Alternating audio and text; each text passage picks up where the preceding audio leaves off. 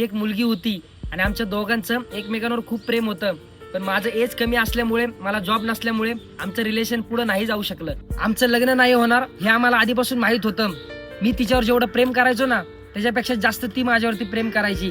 ती बोलायची की तुझ्यासारखा मुलगा मला कधीच भेटू शकत नाही आणि जिला तू भेटशील ना ती खूप नशीबवान मुलगी असेल. इयर चेंज करताना 3-4 महिने तिला सुट्ट्या होत्या, तेव्हा तिला खूप त्रास झाला. ती सारखं फोन करायची आणि असं वाटू लागलं की यार या मुलीला खूप त्रास होतोय का. सुट्ट्या संपल्यानंतर तिचं नवीन कॉलेज स्टार्ट झालं, तिथं नवीन मुलं भेटली, फ्रेंड झाली आणि आता मी तिला कॉल करतोय तर तिच्या बोलण्या वागण्यावरून असं वाटतच नाहीये की तिला थोडं तरी माझी आठवण येते. आता ती स्वतःहून कॉल पण करत नाहीये. मला असं वाटलं होतं की तिला खूप त्रास होत असेल, पण नाही. मुलींना जर ऑप्शन भेटला ना तर मुली आयुष्यभराच्या प्रेमाला सुद्धा विसरून जातात. मुलं आहे ना, मुलीला सोडायच्या आधी 100 वेळा विचार करतात आणि सोडलं तरी नाईलाजाने सोडत असतात. पण मुली बिंदास सोडत असतात.